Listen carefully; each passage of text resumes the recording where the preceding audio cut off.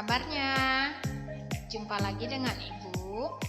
Pada pertemuan kali ini, kita akan belajar mengenai aljabar, materi baru yaitu aljabar.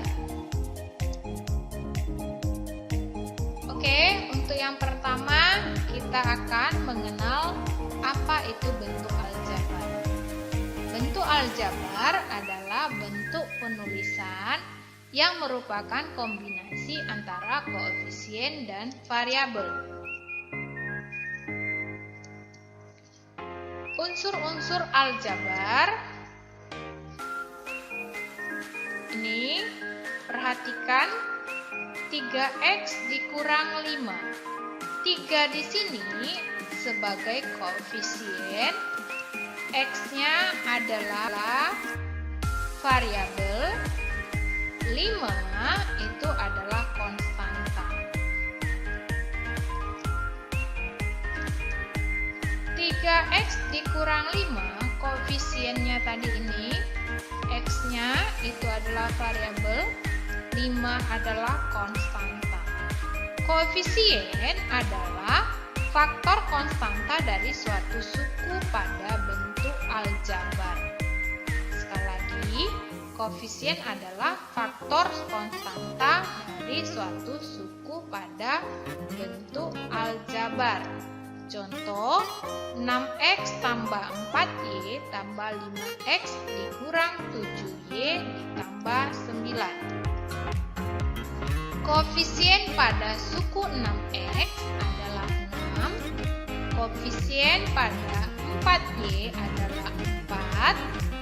Koefisien pada 5x adalah 5. Dan koefisien min 7y adalah min 7.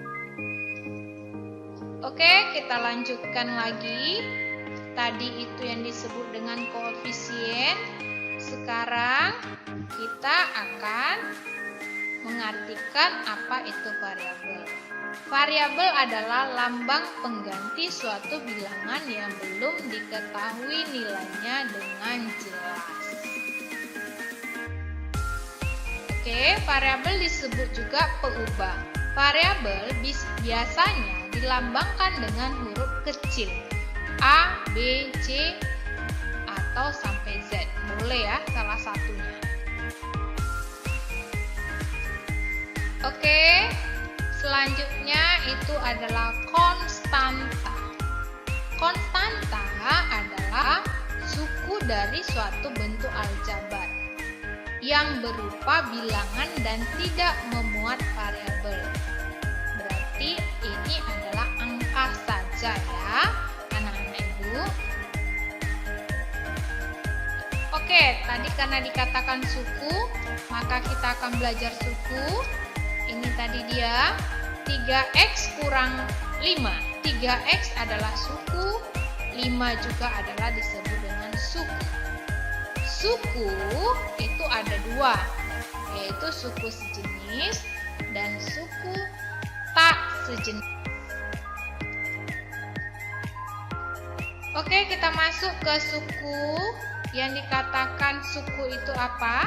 Suku adalah variabel beserta koefisiennya atau konstanta pada bentuk aljabar yang dipisahkan oleh operasi jumlah atau selisih.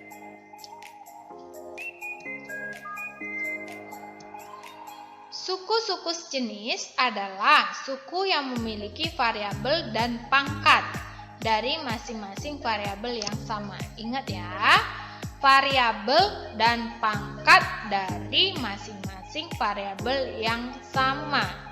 Kalau dia variabelnya X, pangkatnya 1, maka yang sejenisnya juga X dan pangkatnya 1. Oke, kita lanjutkan lagi. Contoh, 5x dan min 2x. 3a kuadrat dan a kuadrat. Y dan 4y. Itulah yang dikatakan suku sejenis.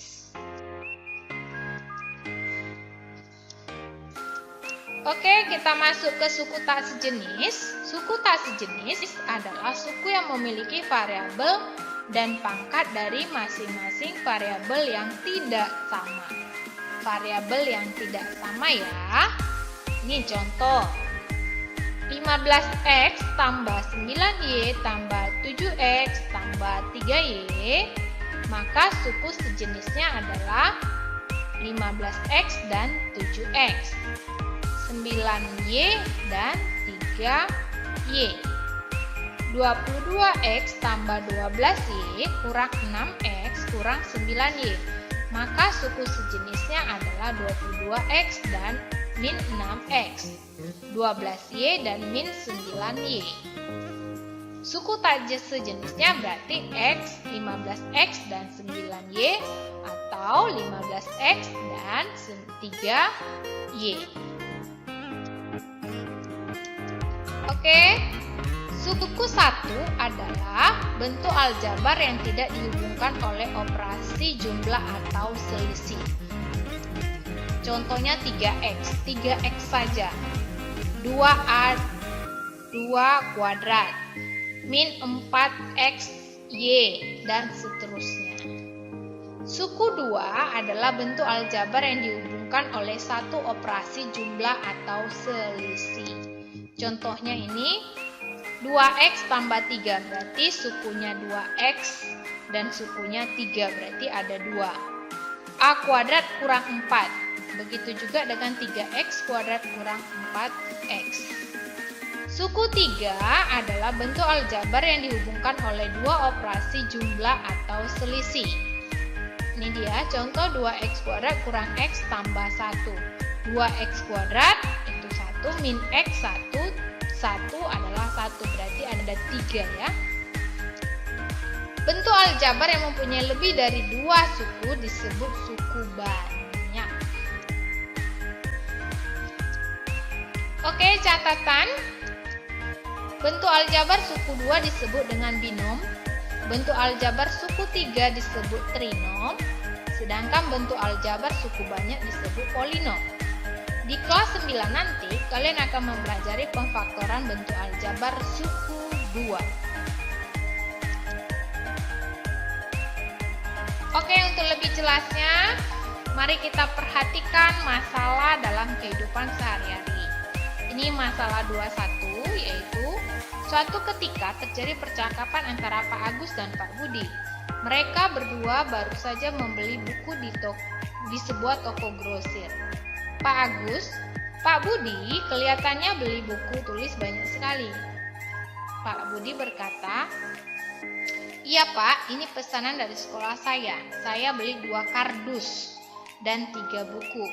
Pak Agus beli apa saja?" Pak Agus berkata, "Saya hanya beli 5 buku saja Pak, untuk anak saya yang kelas 8 SMP. Dalam percakapan tersebut terlihat 2 orang yang menyatakan banyak buku dengan satuan yang berbeda.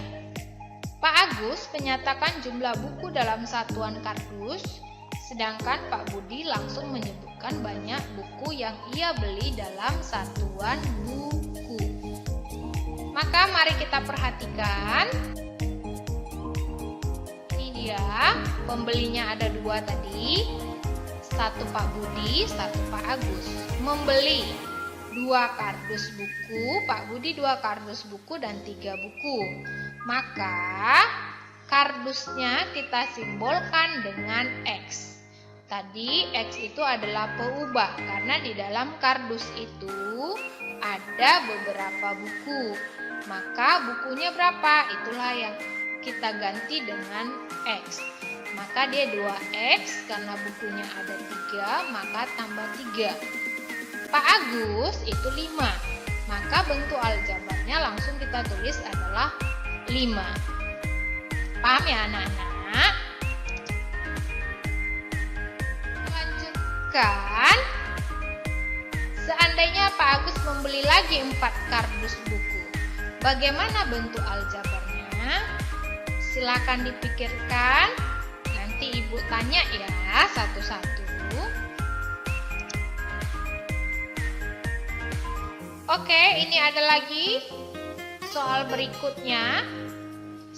Di sekitar kita juga banyak orang yang menyatakan jumlah banyak suatu benda dengan bukan satuan benda tersebut, tetapi menggunakan satuan kumpulan dari jumlah benda tersebut.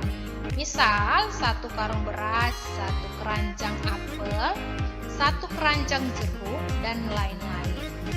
Untuk lebih memahami bentuk aljabar, mari kita amati bentuk-bentuk aljabar pada slide selanjutnya. Dalam suatu kotak terdapat sekian bola, sedangkan dalam suatu tabung terdapat sekian bola dalam jumlah lain. X menyatakan banyak bola dalam satu kotak, Y menyatakan banyak bola dalam satu tabung. Tiap kotak berisi bola dengan jumlah yang sama, tiap tabung berisi bola dengan jumlah yang sama. Ingat ya, setiap kotak itu jumlahnya sama, setiap tabung jumlahnya juga sama, tidak boleh berbeda-beda.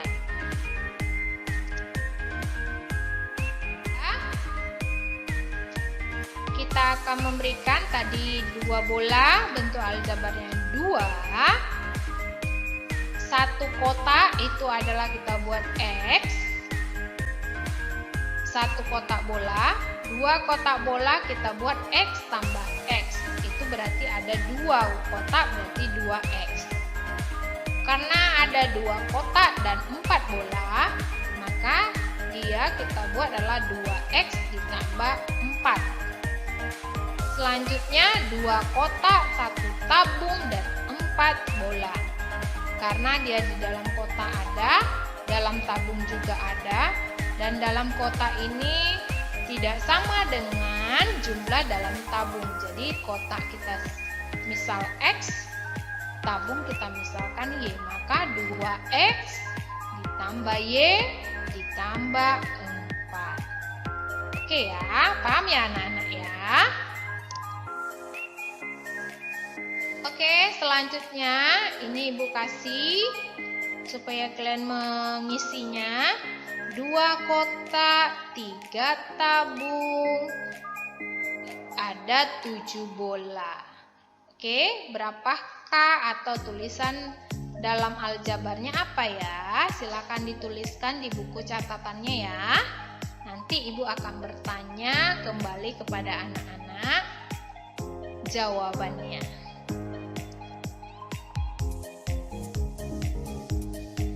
Pertanyaan berikutnya dari Ibu, mungkinkah kita membuat gambar yang menyatakan 2X kurang 3? Silakan dijawab ya.